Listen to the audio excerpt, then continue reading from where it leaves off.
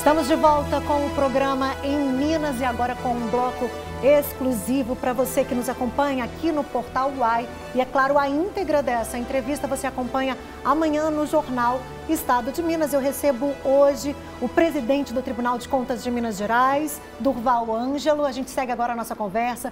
É tão gostoso quando a gente começa num assunto e de repente o tempo passa. E agora a gente segue no YouTube do Portal UAI. Então vamos lá. A pergunta que eu te fiz é: muito vale o já feito? Que é uma frase que você citou de Brant e Milton Nascimento. E aonde ela se encaixa nessa sua trajetória aí à frente do Tribunal de Contas?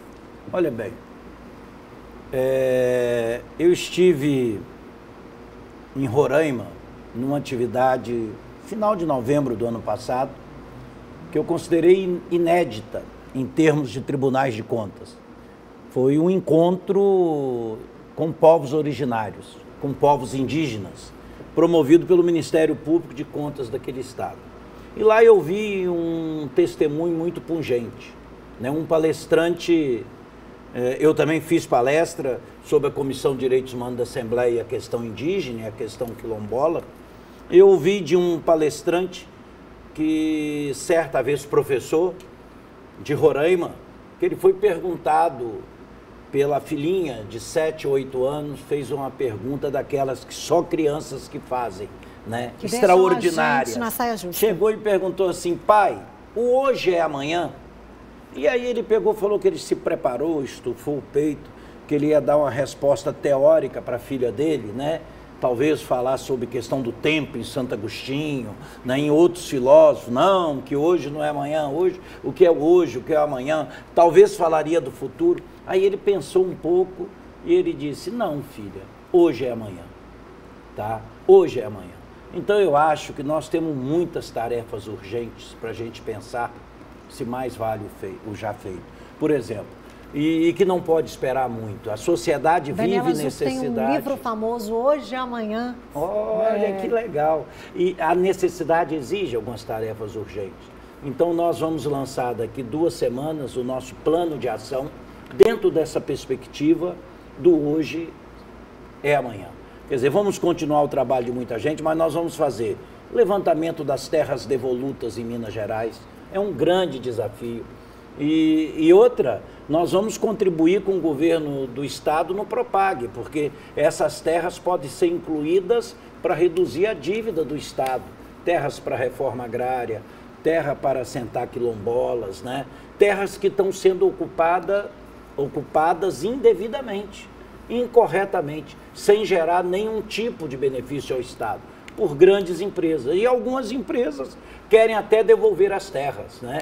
Então, isso para nós é fundamental. Estamos discutindo com o Ministério Público Estadual, com a ANDA e outras entidades da sociedade civil, esse levantamento das terras devolutas, né? Hoje nós temos um grande problema que é a questão da mineração, mais vale o que será, quer dizer, a questão da mineração tem gerado tragédias, ela gera riqueza, ela gera realmente benefícios para muitos municípios, mas a questão ambiental carece e a gente tem mortes. Como é que o Tribunal de Contas participa dessa questão ambiental relacionada à mineração? Olha, nós participamos com conscientização, mas participamos com ação fiscalizadora. Quem fiscaliza a Secretaria de Estado de Meio Ambiente é o Tribunal de Contas.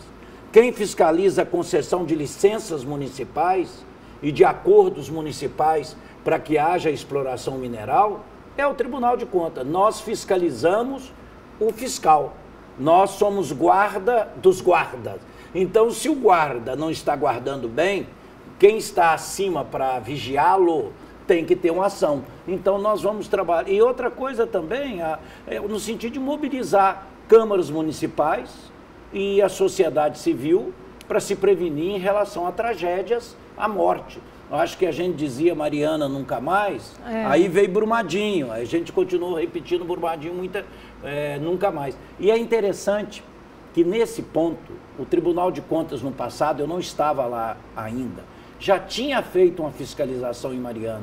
Pouca gente deu essa notícia, eu acho, quase ninguém deu, e já tinha alertado para riscos da ausência de fiscalização da Secretaria de Estado de Meio Ambiente.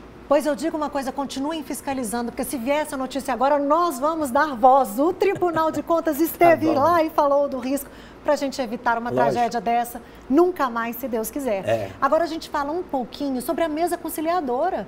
Qual é a importância, como é que funciona essa mesa conciliadora do Tribunal de Contas? Para a gestão ali de conflitos, que conflitos seriam esses? Me dá um exemplo de uma Carol, resolução já eu poderia feita. dar um exemplo concreto. Por exemplo, as clínicas do Detran.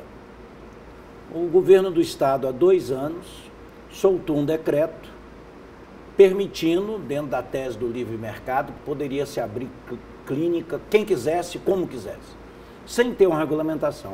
O Código Nacional de Trânsito é claro que as clínicas podem funcionar, mas com regulamento. Quer dizer, tem que ter critérios para elas funcionarem. Não pode ser de qualquer jeito. Eu suspendi a questão das clínicas, suspendi o decreto. E houve uma boa vontade do governo do estado, do antigo Detran, que ainda era da Polícia Civil.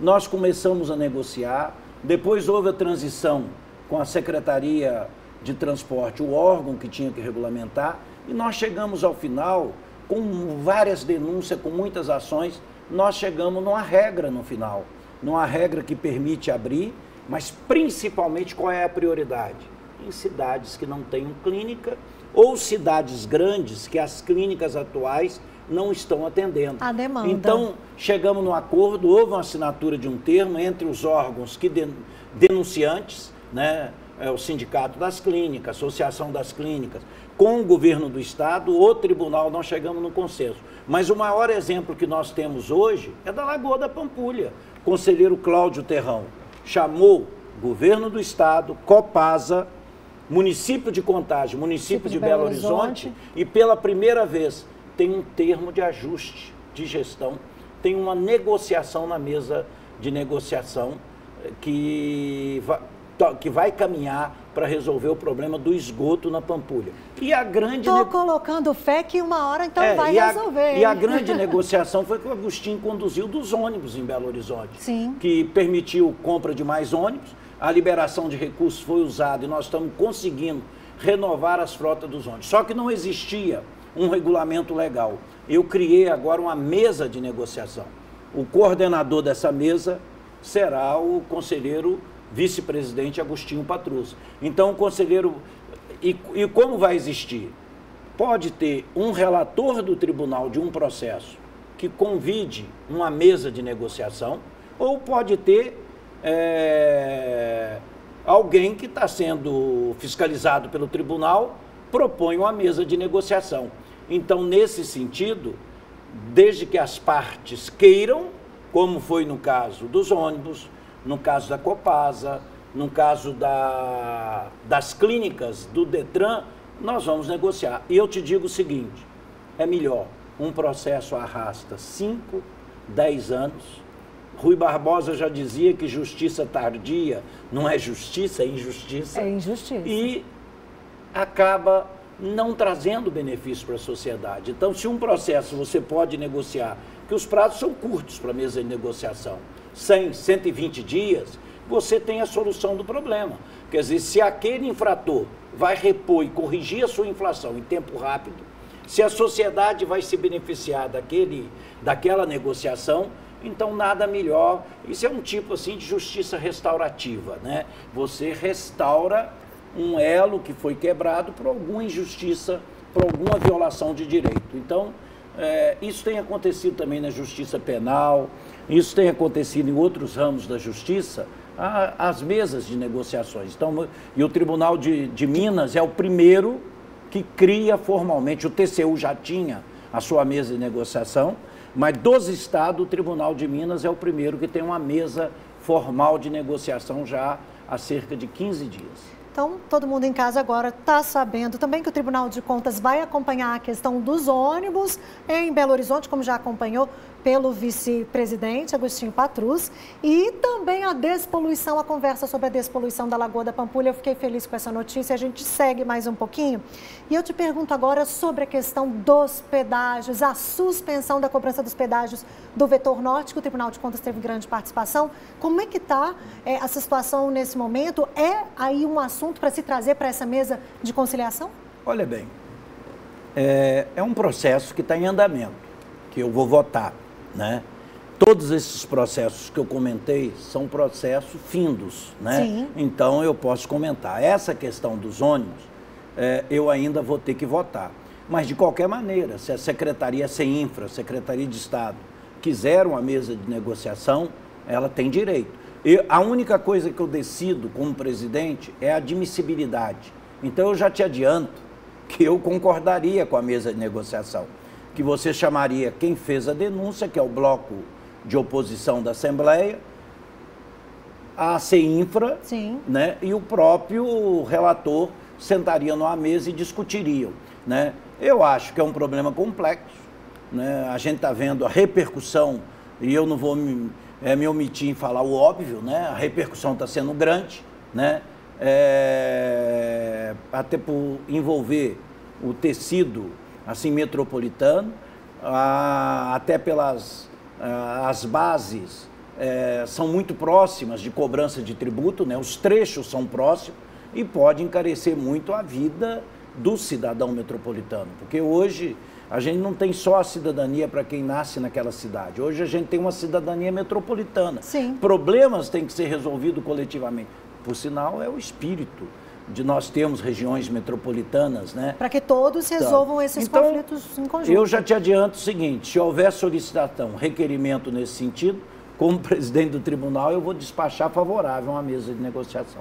Então, a gente encerra esse bloco por aqui. Uma última pergunta sobre a inteligência artificial, porque está tão em voga esse assunto. Como é que a inteligência artificial ela vai fazer parte do Tribunal de Contas desse processo?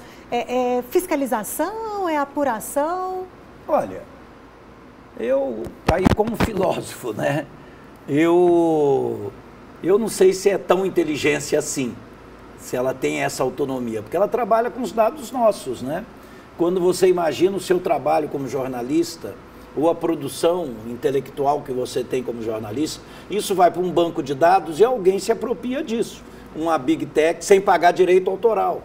Ou eu que escrevo um livro, né? Isso vai para um banco de dados e uma empresa se apropria desse banco de dados, né? Então, o que eu te digo é o seguinte, a inteligência artificial é uma coladora artificial. Na realidade, uma apropriadora de saber alheio. Sim. E sem pagar direitos autorais, sem pagar nada, né? E eu não sei se é tão artificial assim, porque a gente vê que hoje toda a estrutura da Big Tech, né? Eu tomei um susto quando eu vi na posse e apoiando, por exemplo, um Trump nos Estados Unidos. Eu falei, uai, que negócio é esse, né? O império do mal se uniu, né? Então, o que eu vejo é o seguinte, eu não sei se é tão artificial assim, essas coisas são intencionais. Hoje a gente vê que a manipulação leva a isso, mas são paradoxos. Por quê? Da mesma forma que tem isso, tem um lado bom e positivo. É isso que eu ia perguntar. Qual é o lado positivo que o senhor traz, paradoxo. Então, por exemplo, nós trabalhamos com inteligência artificial há 10 anos no Tribunal de Contas. Nós temos uma rede que chama Suricato, há 10 anos, cada vez se aperfeiçoa mais. É uma malha de fiscalização com vários canais ou trilhas de fiscalização que eu posso saber preços, médio, através de notas fiscais de compras públicas, para saber se tem um superfaturamento. Eu tenho uma trilha de investigação através de um robô de licitações, para saber se estão superfaturadas, se estão manipuladas ou não. Eu tenho rede, por exemplo, de todos os servidores públicos que são pagos no estado de Minas Gerais, de todas as esferas, exceto a federal, que não é de nossa fiscalização, e aí eu tenho como saber acúmulo ilegal. Ou seja... Então, nós já temos essa rede, senão como nós chegaríamos com 1.700 servidores, nós chegaríamos a 853 municípios, né? Então...